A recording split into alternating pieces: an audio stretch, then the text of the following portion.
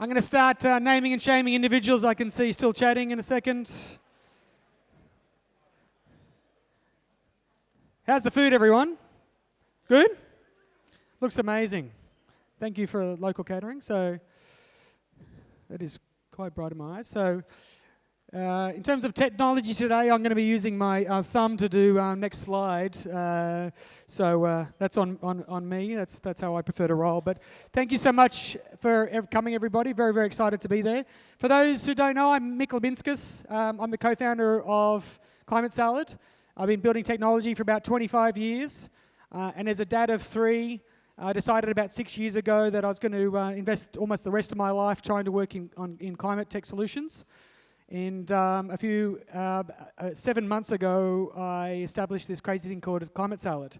And thanks to amazing support from so many good people in the ecosystem and amazing entrepreneurs building these companies, we've been able to get amazing events like this going. So thanks everybody for coming along today.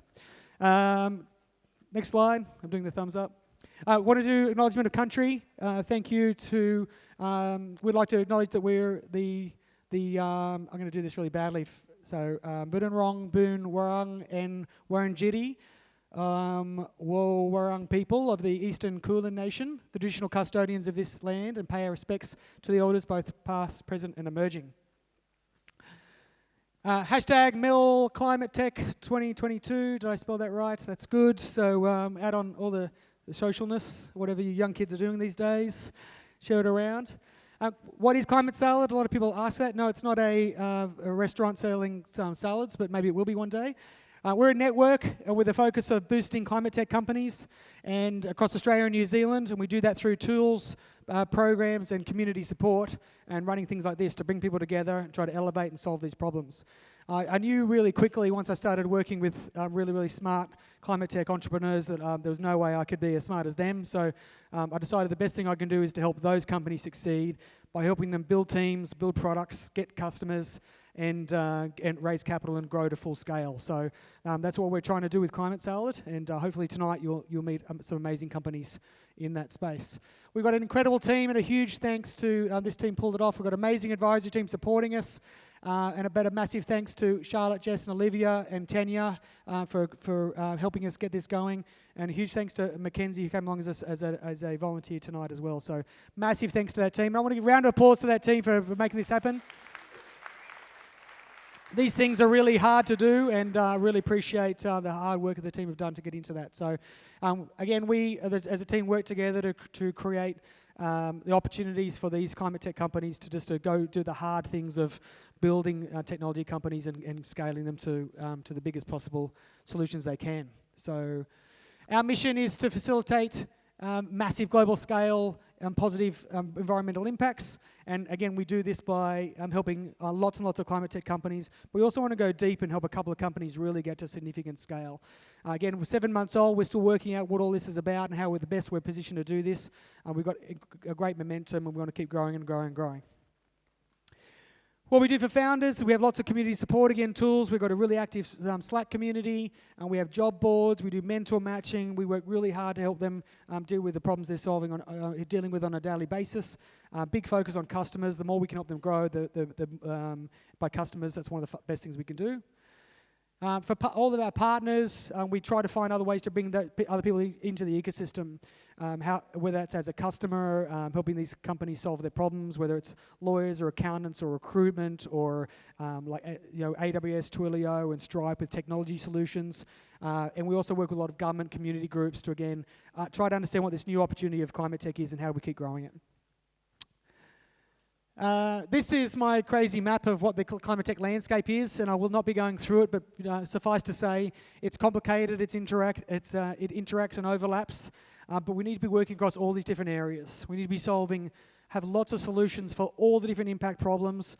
We need to be doing it at all stages, in all ways, and this problem is really, really, really real. Once you look under the bonnet of the climate problem, you can't unsee that, and I think that's what motivates a lot of people like me and a lot of people in this room. So it's a complex space, but Australia has an incredible opportunity to create these solutions to help ourselves as a country, but to help the world, and also create an amazing economy and lots of great jobs. So It's complicated, but worth diving into, and I'm glad you'll see tonight, again, some people with really specific problems, and so many of those problems that may look like niches are actually billion-dollar opportunities. Wow. Oh my gosh, we need to get, like we've got a big screen here. These are all the members of Climate Salad. So we're 7 months old, and we started with 4 climate tech companies, and we're basically doubling every 3 months. An incredible array of companies, and they are so supportive and so positive of each other, really, really helping each other with everything from, again, all the basics through to doing the hard stuff about building this business out, managing teams and growing them to scale. So an incredible array. I encourage you to jump on Climate Salad and have a look at the companies, connect with them, help them. You're really helping yourself. So that's blows me away. Also, just want to let everyone know we want to understand this market even more. Olivia from our team is driving an industry report where we're going to be surveying all the climate tech companies. We're looking for some partners on this, people who also want to understand this space. So if you're passionate about that, please reach out. Tag that. Pretty sure that QR code sort of still work through Stripe would be great. We charge $100 a year per person, and that gives you access to discount events like this, lots of events per month, some of them which I'll show you in a second, and it's great support from the ecosystem. Thank you. Tonight we are going to have a quick intro from Michael from Stone and Chalk, then Rachel from Giant Leap is going to talk, a quick investor panel covering off a couple of the big challenges around climate tech and investing in those spaces. And then we're going to hear, the thing I'm most looking forward to is hearing from a lot of climate tech companies sharing their story. So they're going to be very, very short pitches, just 1 minute to basically introduce us and tell us what they're doing. But my goal with that is not to basically completely understand the business and write a check, although that might be nice. The goal is to basically tell everyone here, to get everyone excited and give you hope about all the different companies and the different parts of this Climate Salad Challenge, which I mapped out, and how they're progressing on that journey. So again, we're not going for depth. This is not a highly detailed one, but listen to the companies, find the ones that you're passionate about, want to connect with, and every time, again, you help them, you're helping yourself. So thank you. Massive thanks to all of our partners. Stone and Chalk for hosting today. That was fantastic. Great to meet Michael in Adelaide and to see their passion for this space. Huge support again from our sponsors. AWS has been fantastic. Rampersand, Main Sequence, Giant Leap, Investable on the capital side. Minter Ellison and Twilio and Stripe as well have been amazing. So huge thanks to them. Please support them. They're all companies that have actually come out very, very early on and supported Climate Salad in our crazy mission. And that's been just really, we couldn't have done it without you in terms of putting these things on. They're not free. The drinks aren't free. We did get drinks sponsored. That's a terrible thing to say. Some of the drinks are free. Oh, that's nice. Don't tell AWS that, okay, that some of the drinks are free. Sorry.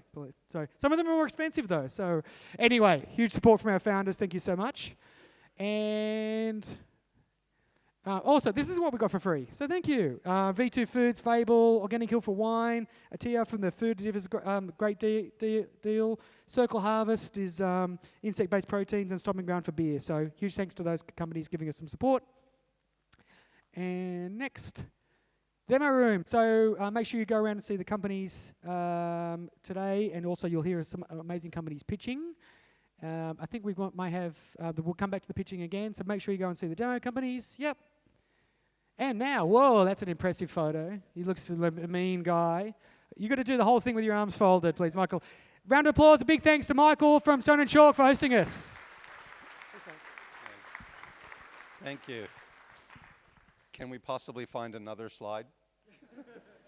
Anything will do. Wow. I don't even want that in my house. First of all, thank you all for being here and supporting the future.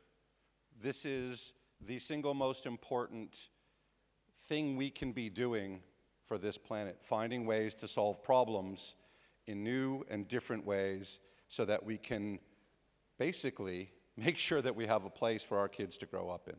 I've got 3 children who I'm really passionate about making sure that they have a place to live. Call me crazy. But raise your hand if you're here from an investment firm, a VC, somebody with a checkbook. Excellent. Please give generously.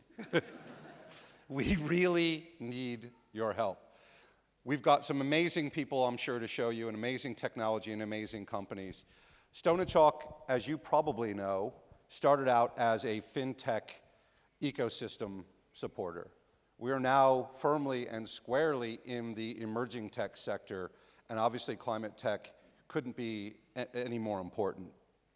We have a new purpose at Stone and Chalk, and that's to help transform Australia into a sustainable, technology-driven environment and ecosystem and economy. You need all three. You need the environment, because otherwise what else matters?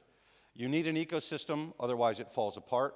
And we need a sustainable economy so that we can stop digging stuff out of the ground to try and make money.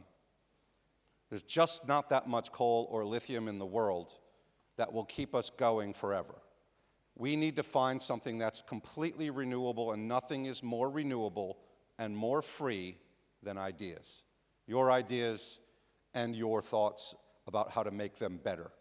That's what this is all about. I couldn't be a bigger supporter. Stone and Chalk couldn't be a bigger supporter for everything that's going on here tonight. And we're so excited to be able to host this and to be supportive of the founders, some of which are residents, which is great to hear, some of which aren't, and that's great too. We're here to support everybody. This planet needs everybody's help, whether you're part of Stone and Chalk or StartMate or somewhere else in the world. Be a part of Climate Salad, make it a sustainable future, and help drive our growth from an ecological point of view and an economical point of view. Without that, there's really no other point. So thanks for being here. Thanks, Mick, for letting me have a few words. And thank you all for all the effort that clearly is on show today. Thanks. Thanks, Michael. Cheers, mate. Thanks again for hosting. Really want to get through to the pictures, so I'm going to, without further ado, going to pass over to Rachel from Giant Leap, and one of the people I was lucky enough to meet over the last couple of years, who've been working in this space for a long, long time, and kind of like said to me, yeah, Mick, it's about time you noticed the amazing work we've been doing, but it'd be great to meet Rachel and excited to hear what you've got to say. So, Rachel from Giant Leap, thank you. Thanks, Mick, and thanks everyone for being here, and thanks to the Climate Salad team. This is an incredible turnout, and to see people here that all care about climate tech is really just super exciting. So I'm Rachel Yang, I'm from Giant Leap, so we're Australia's first impact venture capital fund, and we back mission-driven founders solving the world's most pressing problems. And so we started back in 2016 when impact investment wasn't really a thing that people were talking about in Australia. And we thought, you know what, there's an amazing opportunity here. Not only to solve the social and environmental problems of our world, but also to make a return for our investors. There's a great financial opportunity here as well. So we thought we'd launch our fund, invest across 3 themes: health and wellbeing, sustainable living, and empowering people, because we believe you can't solve the environmental problems of the world without solving the social problems, and vice versa. So fast forward to today, and we've made investments in over 20 portfolio companies. Across those 3 themes, we're tracking alongside top performing funds, top quartile funds, and so we have been able to really prove out that you can solve social and environmental problems and generate a return. So we're really excited by that. One of the biggest problems we're trying to solve is climate change. No biggie, no big ask there, but it is a big problem, and the time is now to solve it. So yesterday, the Intergovernmental Panel on Climate Change released their report. They said it was pretty dire to say, basically, we have to act now. We had to act yesterday, but we really have to act now. So we've got this decade to be make or break for humanity, is how it's been put. And so what that means is we really need to be, we're at this crossroads and we need to be committing. So we need to halve global emissions by 2030. And so we've really got under 10 years to do that. The upside is there is a viable path to do it, which is really exciting. There is a viable path, and a lot of that is to do with clean tech solutions and innovation. The other thing the IPCC said was that we can reduce our carbon emissions by 40 to 70% if we enact some lifestyle changes, behaviour changes, if we manage food waste differently, if we change our diets, if we think about carbon-friendly travel. There's a lot of things we can do to reduce our emissions, but we do need to act and we need to invest. And the thing is, investing now is going to cost us a lot less than trying to reverse the damage. And so what the types of things that we can invest in are here tonight. And some of the, no, we don't have the slide up, but anyway, we have a range of portfolio companies that we've invested in, and I'll point to a few. So Terran, they manage waste using maggots. So these are really innovative solutions to change the way we do things. So they divert landfill away by using maggots to consume the waste, and then the maggots get turned into livestock feed. So it's closed loop, no carbon emissions, basically changing the way that we've done things since the dawn of time. No more throwing waste into a big dirty hole. There are only so many holes that we can fill up, and the time is now to just change the way we do things. Amber Electric is another portfolio company of ours. So they're an electricity retailer that gives you access to the wholesale price for electricity. And what that means is you're encouraged to use electricity when it's not only greener, but cheaper. So it's a win-win. We've also invested in a company called Change Foods. So they create cheese without cows. So there's no need for the land, the water usage, the cows that produce a lot of methane. Basically, it's cheese grown in the lab that tastes like cheese, smells like cheese, stretches like cheese, the holy grail of the next stage of food. Basically, everyone I've spoken to that's a vegetarian that's not turned vegan is because of the cheese. They can't let go of the cheese, which is fair. We all love cheese.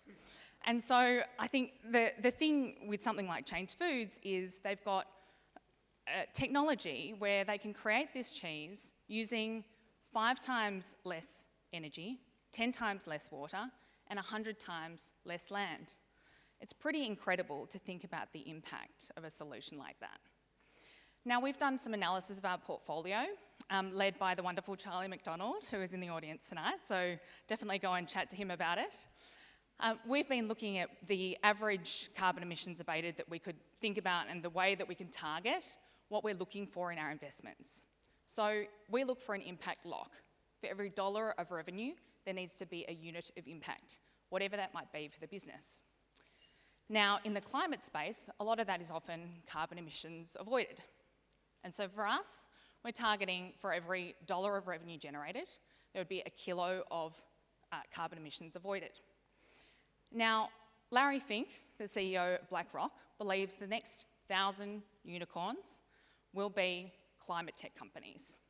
So if we think about a unicorn, you're usually around 100 million revenue. If for every dollar of revenue generated, they're abating a kilo of carbon emissions. If they're getting to 100 mil, now bear with me with the numbers here.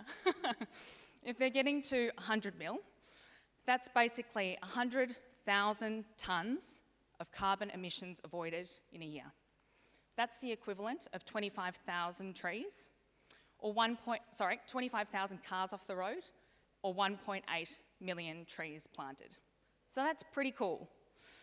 And then you think about, well, if the next 1,000 companies that are going to become unicorns are going to be climate tech companies, if they're all focused and locked with abating carbon emissions, that could be phenomenal in terms of impact. So that's like 100 million tonnes of carbon emissions avoided. That is 2.5 million cars off the road each year. And then that's 1.8 billion trees planted. That is a huge impact. And so if we need to reach the targets that the IPCC is telling us and the world is telling us, well, we should probably start investing in climate tech companies at a greater rate. And so it's exciting to be here tonight amongst people that are keen to invest in companies that are making this change and those that are actually creating the change from the ground up. So thanks so much. Looking forward to meeting you. Thanks, Rachel. I think cheese is the third worst food. Is that right, Rachel? Cheese after beef, pork, and then cheese is the third worst food in the world carbon-wise. Can someone verify that? So That's correct. Yeah, exactly. So carbon-free cheese, absolutely. Looking forward to it. Fantastic. Thank you so much. So up next, well, there's your portfolio. So we did have it up next. So some amazing companies. Go check them out and support them as much as you possibly can. Especially Terra. That's an amazing story. She's an absolute rock star. So yeah, amazing company. So up next. So we are going to bring up the panel here to have a bit of a chat about climate tech. Team, come up. Grab a seat. We've got Nicole from Ampersand, Patrick from Investable Climate Fund, and Rachel again.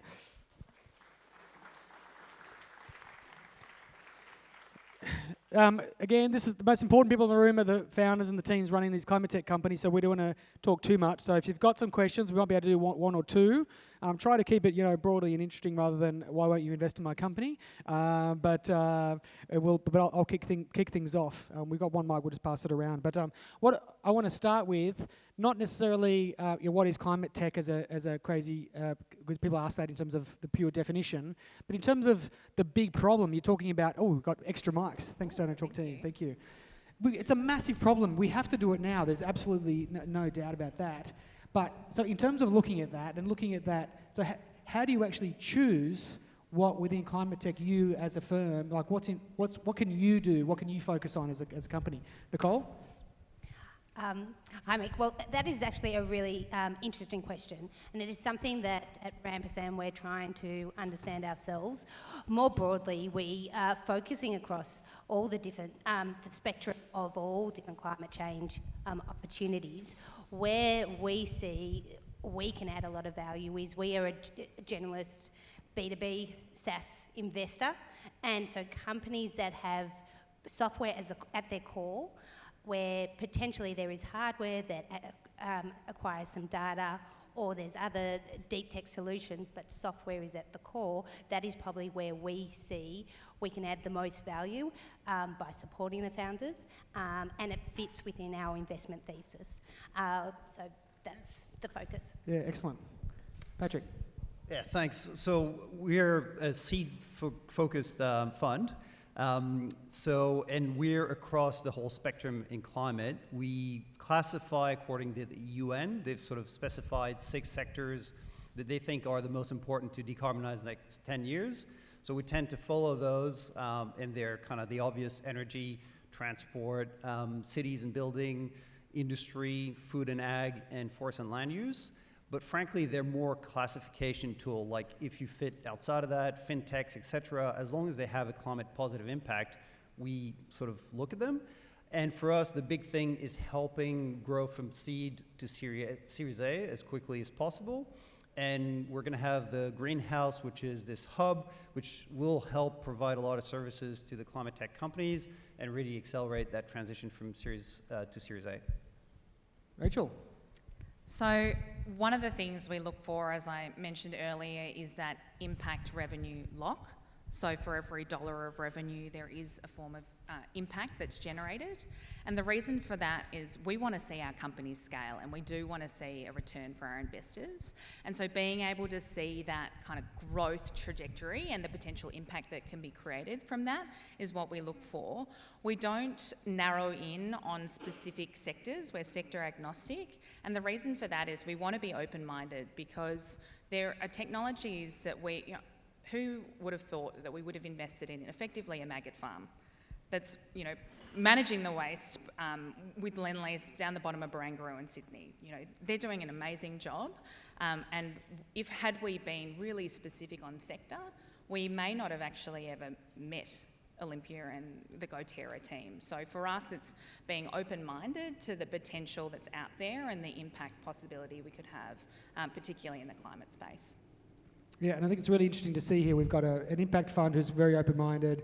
We've got a seed fund going to Series A, more B2B SaaS company, and there's really good variety. Also, in terms of supporting, again, climate sale, we have our main sequence, which we're trying to do through CSIRO fund, very complicated technologies as well. So there's such a range of investors, which I think is good for the ecosystem. One of the big things we often talk about when raising capital for any startup is you've got to tell me the total addressable market. It's got to be a big enough opportunity. And I know Breakthrough Fund they talk about 0.5 gigaton. But when you're talking about some of these problems aren't as easy to define. I know you're really trying to do that, which is really interesting. It's really sparked my curiosity around thinking about that, because dollars are so clear, greenhouse gas emissions or reductions are clear, but there's other things like waste and circular economy and cleaning the environment, biodiversity. Again, have you had any thoughts about how you're actually understanding these companies from a measurement perspective? Like, what's their return on impact, or how do you try to understand their total impact? I know it's still a challenge. I'm not expecting perfect answers here, but what are some things, Nicole, you've done to try to understand these challenges of measurement? Yeah, look, we're still early on the journey as well, and not as advanced as Giant Leap.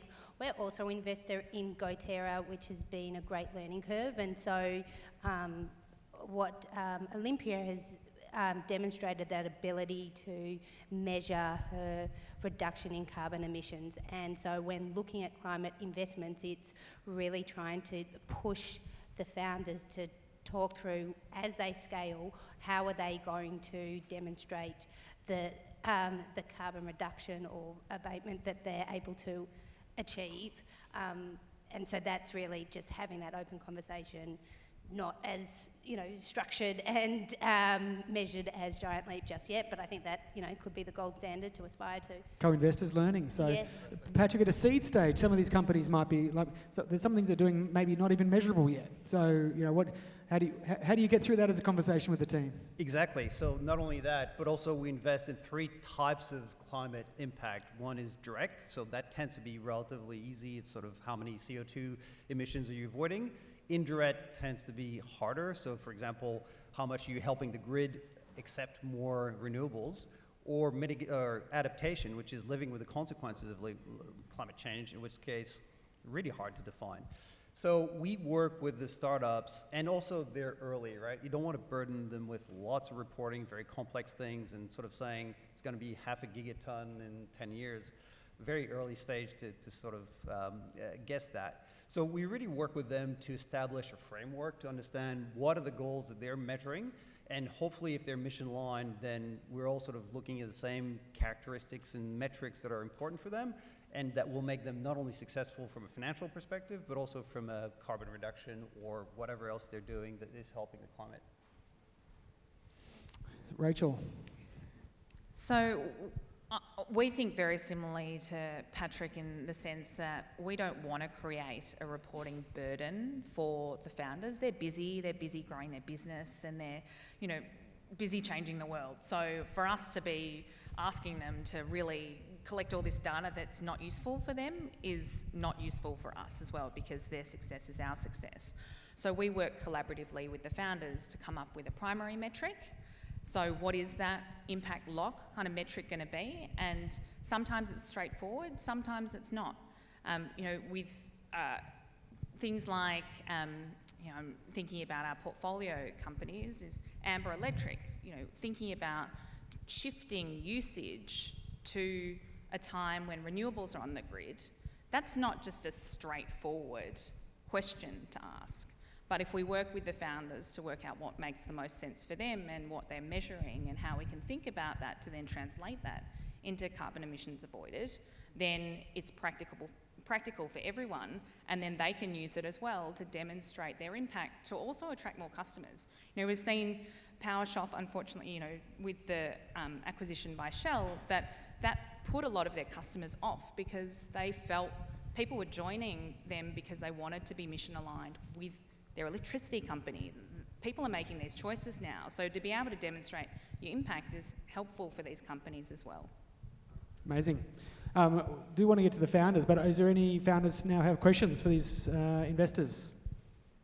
Otherwise I can throw to some more. It's hard to see in the bright lights. If you have any questions, maybe come down. So was there one up there? Do you want to yell it out?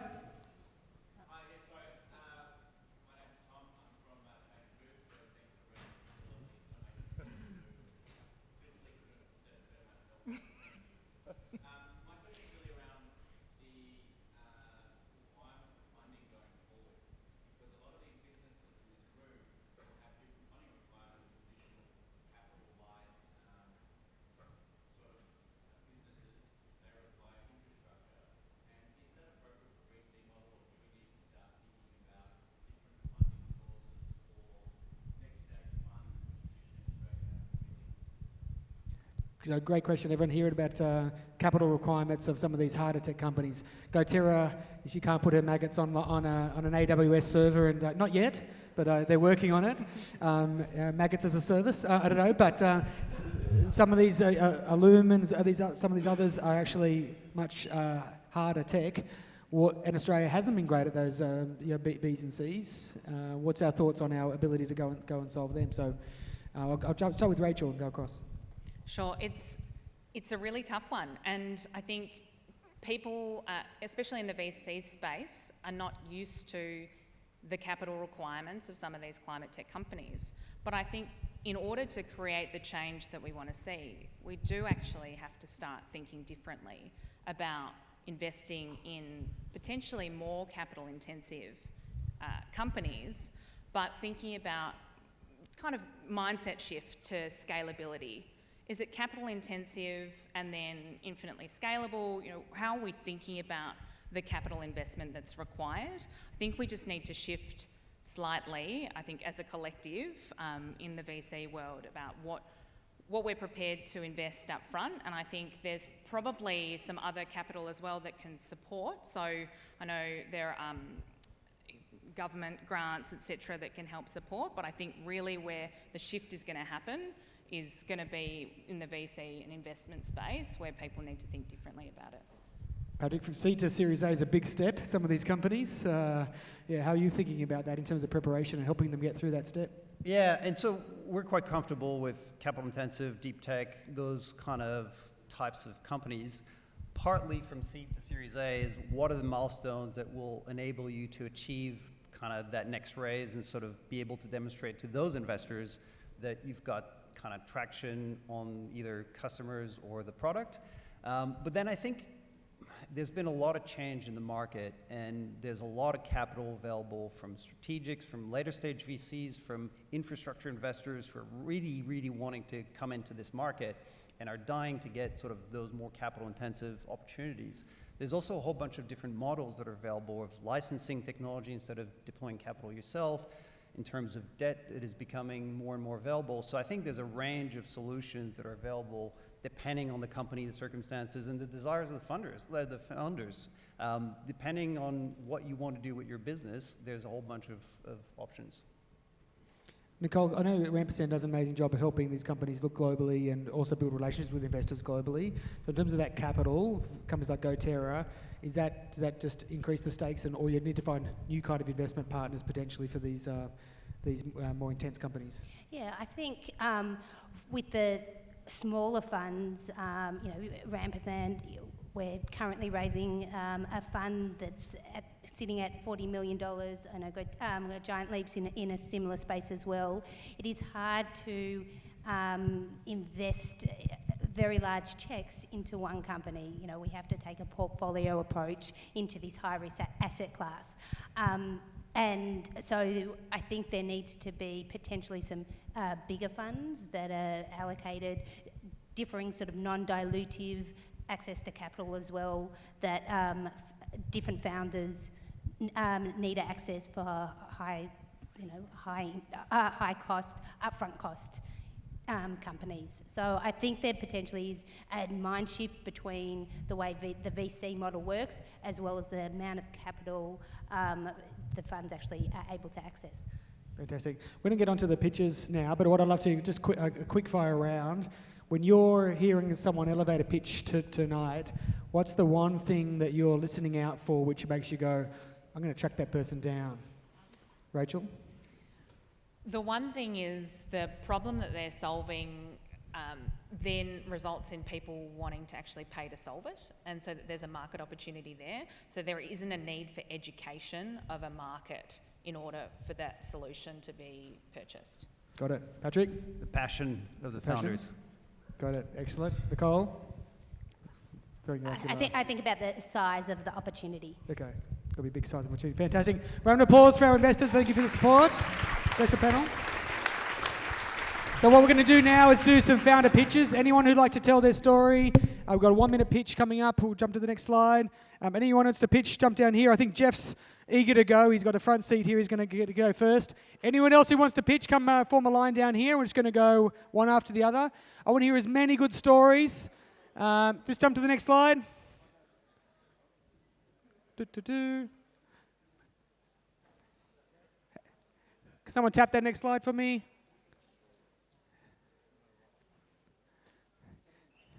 So we're going to cut you off brutally at a minute, but I do want to hear some amazing stories here. Okay, just want to hear basically your name, your company, what you do, and if you could finish with an ask, are you after customers for team or capital investment? Again, grab people's attention, tell us why you're so passionate about doing this. Oh yeah. Otherwise the light is glaringly in your eyes. So first we have, actually we might try to grab you can just pass it next to Bex. Everyone, we're going to have time after this to grab some drinks and some food. Please pay these entrepreneurs the respect if we can, especially those in line. Hear the 1 minute pitches and we'll grab some food. Let's go. Okay. Good evening, I'm Jeff Andrews. Capricorn Power makes it possible to generate renewable electricity 24 hours a day using our patented flexible fuel engine, which maintains a high efficiency even at low scale. So it's suited to a distributed energy model. That means putting the engine at a customer site and close to energy resources. We've identified over 50 suitable, sustainable energy resources, and just the top 10 of those, or the first 10 we've quantified, can generate 29% of Australia's electricity. Importantly, our engine will be cost competitive in customer applications, even the first ones off the production line, and then it becomes more and more competitive. We've constructed our first engine and we'll be demonstrating that this month. So if that sounds interesting to you, come and see us at the banner. Thanks.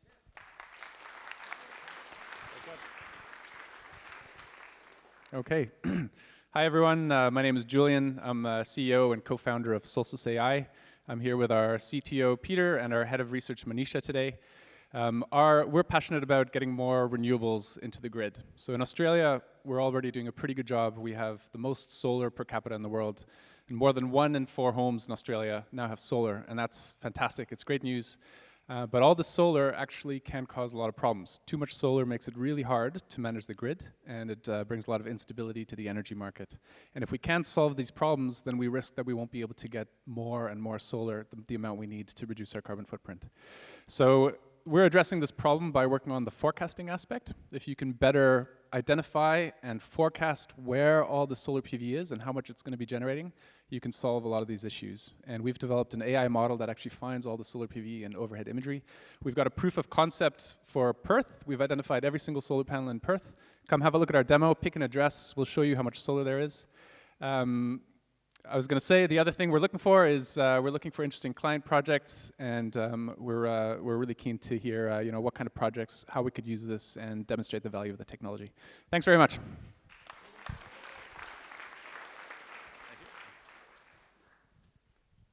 G'day, my name is Hunter. I am the CEO of Ripe Robotics. We're working on automation in agriculture, starting with the automation of picking of apples, oranges, and stone fruit. So the way fruit is picked today is people manually, one at a time, remove the fruit from the tree, which causes a lot of damage and wastage to the fruit that's picked. And it's also very inefficient for the growers and for getting the fruit to market. So we're working on a robotic solution to this, which will be able to go through and harvest the fruit with less damage than people do, and also be able to scan and analyze the data to make growing of the fruit more efficient.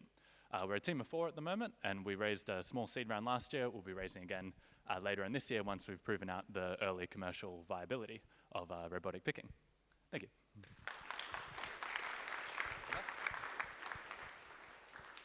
Hi all, Joe Glesta. I am the CEO and co-founder of ClimateSense, a climate risk analytics platform based out of Melbourne and New York City. So our mission is to protect the people, places, and assets from future climate extremes. And we're doing this because organizations and governments don't have the data they need or the expertise to understand where their businesses and people's lives are at risk. So what we're doing is providing our customers with a way to understand that risk by monitoring, analyzing past, present, and future climate impacts. And we're doing this with a stellar team. One of our co-founders is an IPCC board member. We have customers like the Stockholm Resilience Center and the Australian Red Cross. And now we're looking for investors who are mission aligned, can help us grow our company and our impact.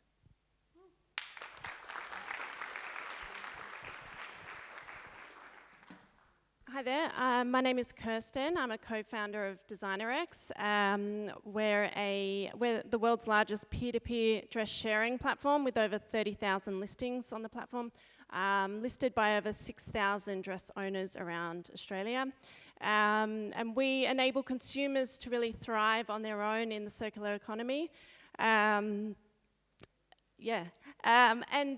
just in terms of rental, we're 100% focused on rentals. So why rental over resale, for example?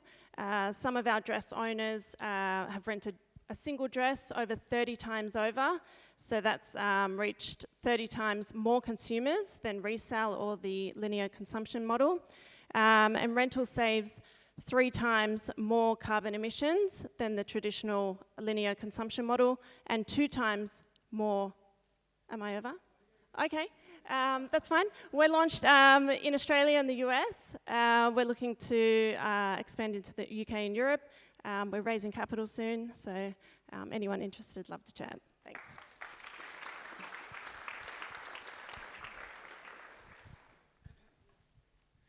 Hi, my name's Ryan, and I'm a co-founder of Strat. We're enabling primary producers here in Australia to increase resource efficiency, sustainability, and climate resilience. Australian growers are finding it increasingly difficult. They're facing an increase in extreme weather events, an increase in resource costs, and a consumer demand for more sustainable practices. That's why we're developing the next generation of climate technology for Australian farms. Wireless sensors installed across the property collect valuable data on environmental conditions.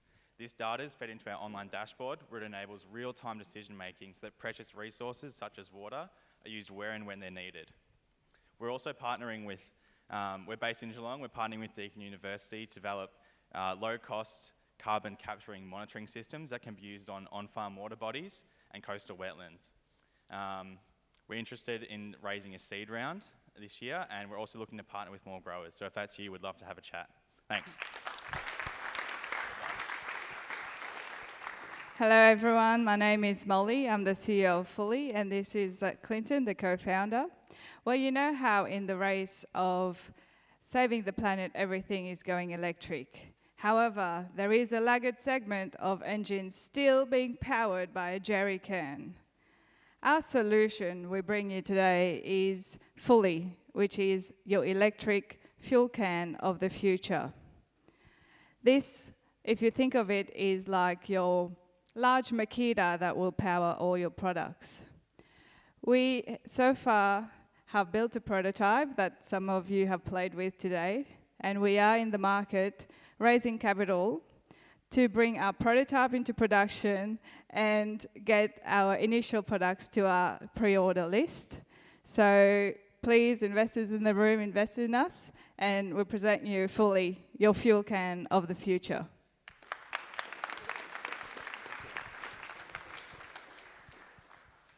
Hi, I'm Adam from RedGrid. You know how everyone wants to take action on climate change, but people just don't know what to do? And more people have to work from home because of COVID, and we've got rising energy prices. People are stuck and they don't know where to go. Well, what RedGrid does is we find that solution for them. What we do is we help connect people's devices in their homes, their appliances, and form little mini microgrids that help them save money. We then connect them with the external commercial grids that are out there and commercial community devices like community batteries, and we reward them with special rewards points and crypto. So we're giving people the opportunity to be part of the machine-led clean energy revolution. In fact, we've got Mervac as an investor. We're rolling out our technology in commercial property developments here in Australia and now starting in the USA, and we're raising a late seed round. We are on a path for 0.5 gigaton reductions by 2030 by rolling out with our tech partners and our property partners. We're looking for investors to join us and partners to join us in this late seed round as we're opening in a month's time, and we look forward to bringing the future of energy for the people.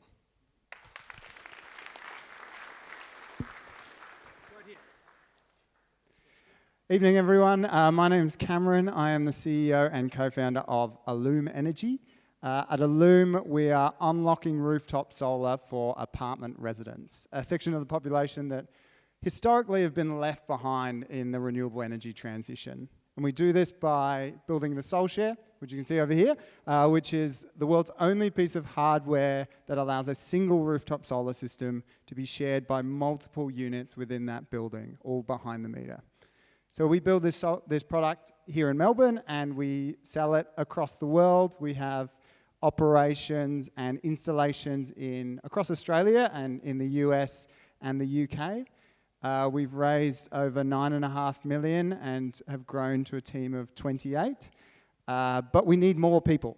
So that's my ask tonight. If anyone is really interested in joining a company that is passionate about the renewable energy transition, but also social equity, would love to chat to you. We have roles in BD, in operations, in software, electronics, take your pick. Would love to chat to you afterwards. We're over there next to the big white box. Thanks.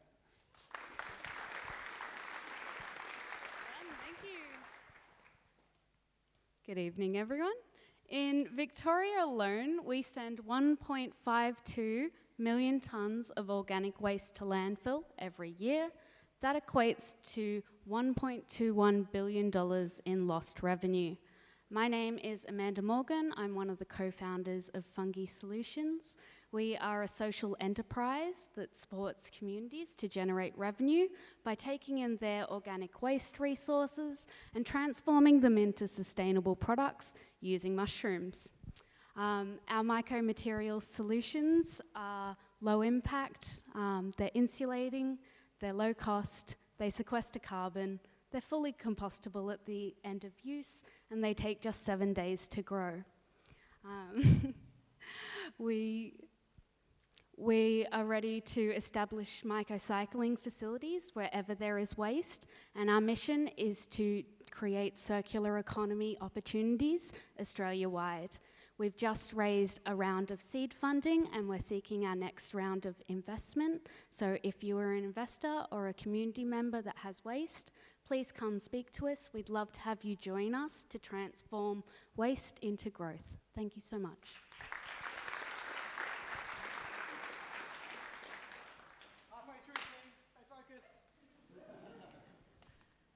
Hello, my name is Ivana Jane and I'm the founder of Terran Industries. So you know how there's a lot of businesses out there that want to go green, but they have no idea where to start. Too much information, too much confusion, too much greenwashing. Our plan is to bridge that gap and find the right solutions that the business needs. We act as the company's freelance supply chain manager and manage and procure sustainable solutions on the client's behalf. We are currently raising for anyone who wants to help change the world.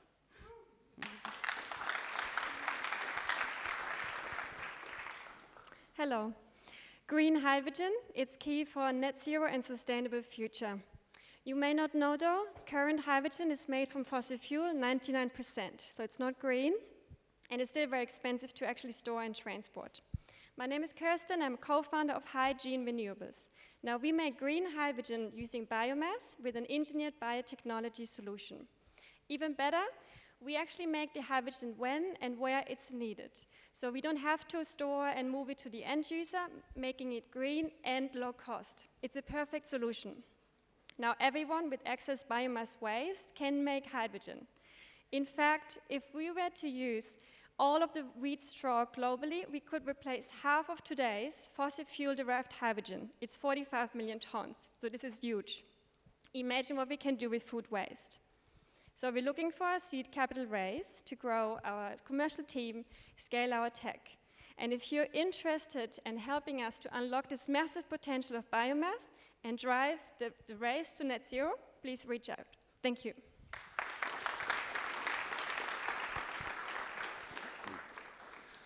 Hi there, Thomas Gooch, founder, CEO of Office of Planetary Observations, or OPO, as we like to call it. We're on a mission to get 7 billion people access to nature data. We're doing this by solving the problem of warming of our cities, where up to 500 people die per year, more than every natural disaster in Australia. We're doing this by providing environmental insights from satellite and selling this data to city planners for the greening of our cities, delivered as insights and geolocated maps. In February, we won the Climate Tech Startup Pitch Night by Startup Victoria.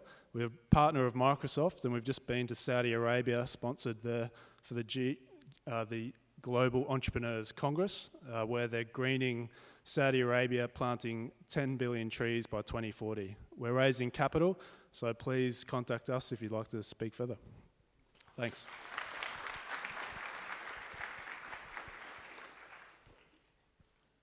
Hi, I'm Vicky Featherston and I'm the co-founder of HAL Systems. 30% of worldwide energy use goes to the operation of buildings.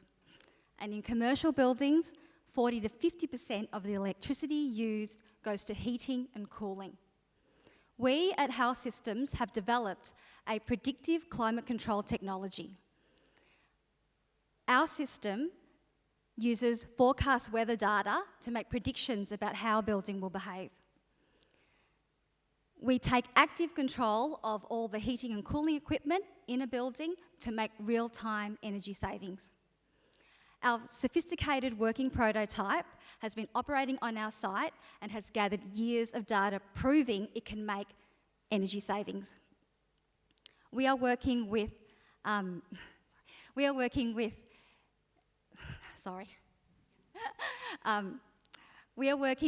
industry experts and commercial property owners to build out the next phase of our product and to streamline our deployment process. We are currently raising our seed round, and we have half our ask committed. So if you're an investor and you're interested in improving building energy efficiency, we'd love to chat. So I'm Vicky from HAL Systems. Thank you.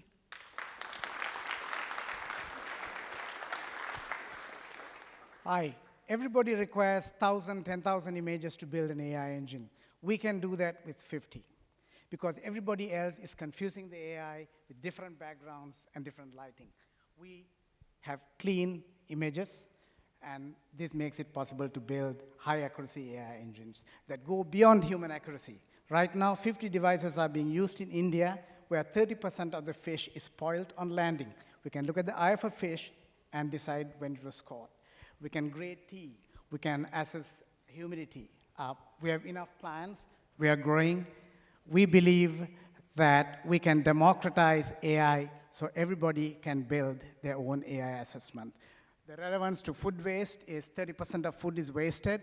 So if you can solve that or reduce that, it'll have a big impact on climate. So primarily, we are ready to go. So we are primarily looking for people who want to use this technology, and also we are raising funding. Thank you. I'm Sivam Krish from Go Micro. Thank you. Hi, I'm Phoebe Gardner. I'm CEO and co-founder at Bardi, and we're transforming food waste into protein and fertilizer with insects in order to reshape the global food system. How it works is we get paid to receive food waste at our facility in Melbourne, and that's coming from Woolworths everywhere west of the CBD, almost to Geelong, all the big waste logistics companies like Suez, Veolia, Bingo, and the large property trusts like ISPT, Charter Hall, and more. And we're able to process 10 tons or more every 8 hours into protein and fertilizer. It takes us 7 days. What that means is that every ton of food waste coming in, we're able to now generate $2,000 or more of revenue, and we have 4 revenue streams.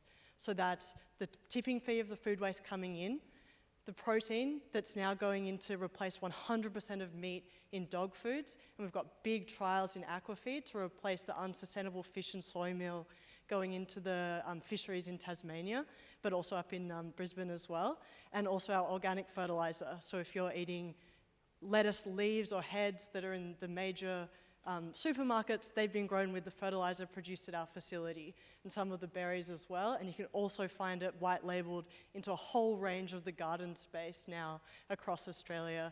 And at the, it just finished up at the International Flower and Garden Show. The next step for us is we've got this big facility and a team built from almost people from every continent in the world working together on this tech, and our next step is to early next year build a mega facility. We've just come out of stealth mode. We're really, really excited to be delivering on carbon positive ingredients, and really excited to become more a part of the community as we step into real commercialization. Thanks. Hey, I'm Julia, co-founder of Great Wrap. We manufacture home compostable stretch wrap from food waste. So everything in this room at one point, these chairs, your t-shirt were once wrapped in a pallet, wrapped in petroleum-based plastic. We saw food waste as a huge opportunity to become a feedstock. So we are currently setting up our second facility. It's in terms of scale, we will be Australia's largest manufacturer of stretch wrap in 6 weeks. So we'll go from 1,000 rolls a day to 100,000 rolls a day. So if you know anyone that uses pallet wrap in their business, let them know. Great Wrap, home compostable pallet wrap. Thanks.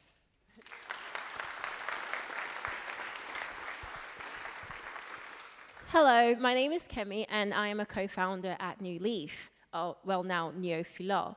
And I'm going to start by asking if anyone here has made a commitment to reducing the environmental impact. I'm guessing that's why we're all here. And so if you've made this commitment, are you taking actions reflecting this?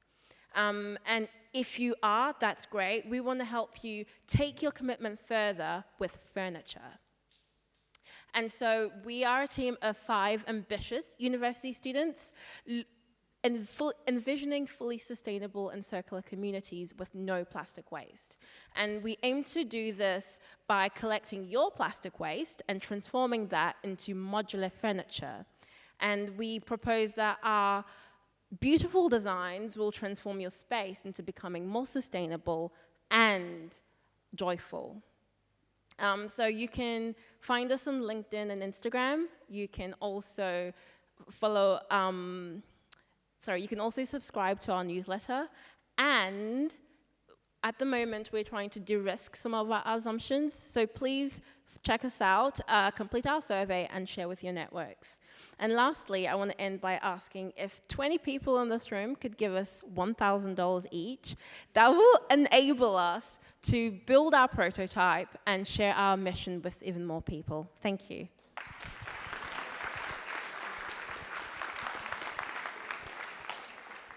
Hard to follow that.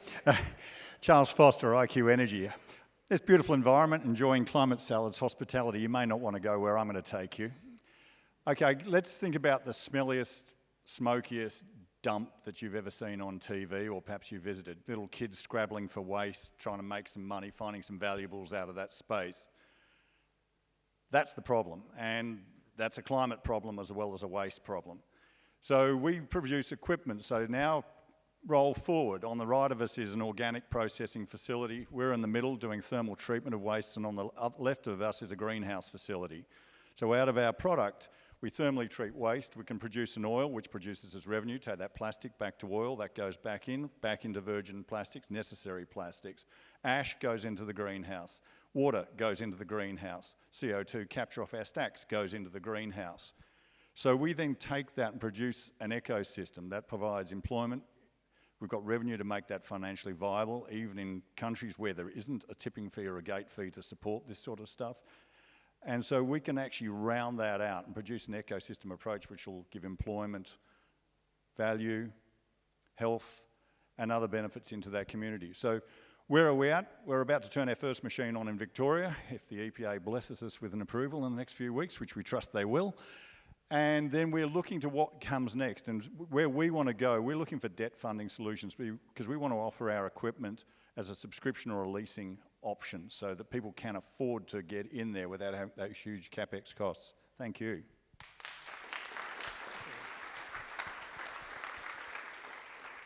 Hi, my name's David. I'm one of the co-founders of Boom Power. So I'm going to tell you a story about one of our customers, Tom. Tom manages 11,000 buildings, and he's under pressure from his board to reduce emissions and to lower energy costs. He needs to electrify his building stock, basically, but he doesn't know whether to do solar, heat pumps, batteries, or something else. Should he get a loan? Should they pay for it all themselves? You know, how do you get through all this kind of stuff? So 3 years in, Tom has identified and procured $4 million worth of energy solutions using the Boom software platform. He's prevented 50,000 tons of CO2 from making it into our atmosphere, all without giving up his day job. We built the Boom platform to support people like Tom, as well as experts and consultants who would like to advise him, and product companies who would like to sell to people like Tom. So we have a run rate of about 400K at the moment, and we're looking for investors who can help us simplify and accelerate the uptake of clean energy technology. Thank you.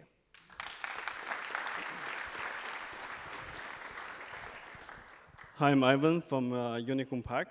We've been doing production for compostable packaging for 12 years. Just for 12 years, we save about 1,200 tons of plastic into the market. And if you want to switch into compostable packaging, we have existing solutions dropping you from 6 months to 1 month lead time, and also reducing cost. From the production backgrounds, we need to look in bigger picture, not just eliminating the plastics. We need to look in the whole supply chain from the starting from the material to the end.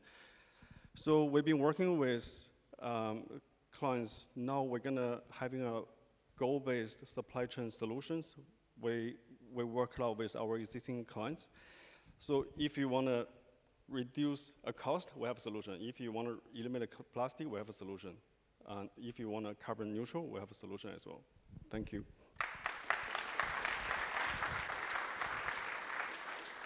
Hi everyone, I'm Sandra. I unashamedly have notes, and I'm going to admit it, so just bear with me. Did you know that here in Australia, our food services sector throws away 660 million meals a year in food waste? 660 million meals to the food industry represents a massive impact on their bottom line and their profits. It also it deprives consumers of decent food, and it has a massive impact on the environment. Forkful, the company I'm representing, is a digital platform for hospitality venues and food services businesses to sell their surplus food to the community, to local members of the community. Forkful in this way is a win-win-win because it helps venues, it helps the consumer, and it's, above all, helping the environment reduce its footprint. We're currently in a beta trial within the city of Darebin. We've literally just started, so it's a very nervous moment for us. But we would love you to swing by so we could tell you a little bit more about how it works. We are looking for capital investment, raise some capital. And if you are interested, Natalie and I are over there at the Forkful banner. We're on a mission to create a more sustainable society where food is eaten and not wasted. Thank you.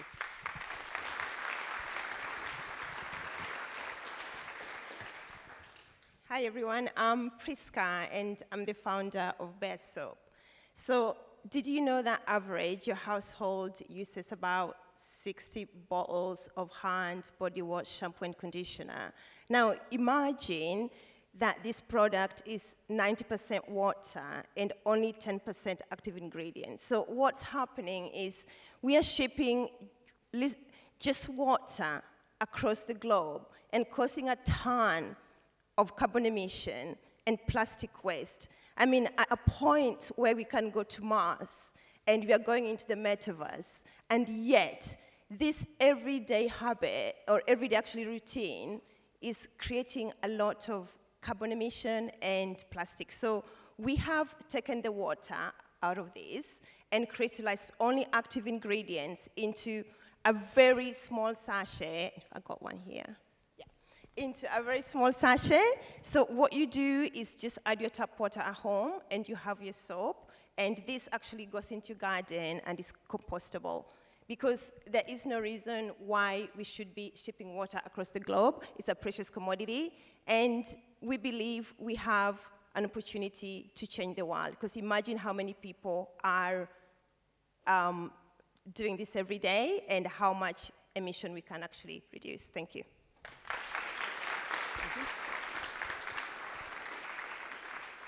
Lucky last, I'll try and make this quick. Nice to meet you all. My name is Brad. I'm a software developer at a company known as Carbon Count. We are a software as a service platform with the whole premise being to help demystify and make the entire carbon farming practice much easier for project developers and farmers to get into. We utilize a patented algorithm to help balance out the cost of projects and make sure that for whatever cost people are willing to invest, they're getting the most optimal result out of that. We're a very passionate team of a bunch of nerds such as myself, as well as agronomists, designers, and people who have been working in land restoration for most of their lives. We're currently in our Series B investment round, so nudge, nudge, wink, wink, you know. But seriously though, if you want to chat about that, please come reach out. I'm not going to bite. If you want to nerd about tech, again, please feel free. Or if you want to talk about soil, you know, that's cool too. I'm there for that. So yeah, thank you for the opportunity. Have a great night.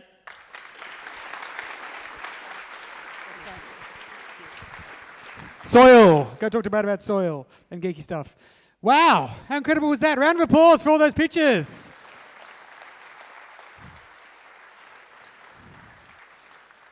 I always talk about entrepreneurs having to, like, you know, Monday morning, hire yourself again to run this startup, of being low paid, 10 years ahead of being able to build this amazing business out. I have to say, as Rachel mentioned, the IPCC report came out yesterday. You kind of read it and you want to have a stiff drink, but you come to events like this and you see all these companies, all these people passionate about solving like lots and lots of little problems that all add up. Well, we got here because of taking a trillion tiny decisions. And we've hopefully, you know, we spent that environmental credit on becoming so ingenious and innovative and entrepreneurial. And now we have to use that and funnel that into all these companies to actually provide solutions so we can get back to environmental sustainability, so we can stay here for a couple of 100 years. I'm totally with Michael about preserving this planet for our kids. And hopefully their kids as well. So they're very exciting to see. And what an amazing, got to be one of the most diverse group of founders I've ever seen. That has to be the most female founders I've seen pitch. How incredible. That was fantastic. So impressed. Coming from Sydney, just being completely blown away by how incredible female founders. Also by, we had sold 16 more tickets to the Melbourne showcase and the Sydney showcase. So just another win for Melbourne, so which you always like to hear. So just add that to the coffee, to arts, to sports and everything else. So thanks very much. But really incredible to see. And I really encourage everyone. I was just ticking off, I think there was at least 6 companies there that I'm actually customers of. Like, and I'm not even talking indirectly through Terran and Bardee in terms of the waste products they're solving. Like a great wrap I've got in my house, bar soap absolutely used. Like, incredible to see these amazing products. And I really encourage you to go around today and try to meet as many as you can to support. One of the other things I really loved seeing is the journey of these entrepreneurs. So I met Cameron from Illume back in San Francisco like 5 years ago, and it was like this crazy ambitious young entrepreneur trying to solve this really big thing. I'm like, oh my God, that's really, really hard. And he's here today talking about how big his team and has many things he's solved. And so if you're an early stage entrepreneur thinking it's really hard, how am I going to get through all these various stages? Just know there are companies like Bardee with Phoebe and Cameron with Illume that have done these hard yards, and we've got a community of people here support you. So really, really exciting to see, and just so impressive. Gives me a lot of fuel in my tank to keep going and keep driving this amazing community. So thank you so much. What do we got up next? Thank you. I've already said big thank yous, but that was amazing for the pictures. Thank you. But I do want to have a huge thank you to the sponsors again, huge support. Round of applause for all the sponsors and partners, especially Stone and Chalk. Fantastic support. Some of these big companies, they're not getting direct customers from this. Some of these may be a long way off being actual customers, but they recognise we've got to support this community. As Rachel said, every dollar we invest now absolutely pays $100 to $1,000 in 2030. Like, we've got to take these actions now. I know some people, Eunice Foote, if you go and look, Eunice Foote was the first scientist to discover the problem with carbon. That was over 135 years ago. So we've known for a long, long time, but absolutely now. I know it's been now a few years, but now. All of you individually, please. Up next, become a Climate Salad member. We'll be sharing this around, climatesalad.com. Love to have you a part of it in various ways. More entrepreneurs are better. That'd be great. Fantastic. Go and see all these companies, all the companies that pitched. Please make one good connection. Love to hear if the entrepreneur with looking for 21K checks. What a great pitch. What an amazing hustle. Gosh, please don't, no one's leaving the room until she gets her 20 grand. I think that's absolutely fair. Fantastic. Go and see more of these amazing companies. Thank you. Up next, We have all these amazing things coming up with Climate Salad. We've got Ash, who did the Lean Canvas, webinars on going global, revenue-based financing from Matt from Tractor. Like, so many good things coming up. Please join Climate Salad and support. It's a really positive community. We'd love to have your support. Come along tonight really helped. Climate Tech. I think I did Melb. Put a B in it. Oh, that's my bad spelling. That's why we put a dyslexic in charge of the hashtag. Please support it. And we've also got photography here tonight. We want to share how many amazing people are a part of it.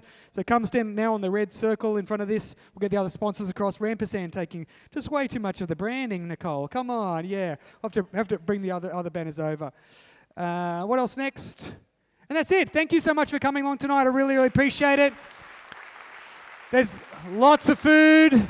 Lots of drink, lots of companies to meet. Please, if you're looking for a job, find one of these companies, come and join it. I guarantee you can get paid, actually. It's no longer about just being a tree-hugging greenie and doing it for the love of it. You can actually get paid to solve these big climate problems, be a customer of these companies, invest. There's great ways to be involved. If not, go and start one.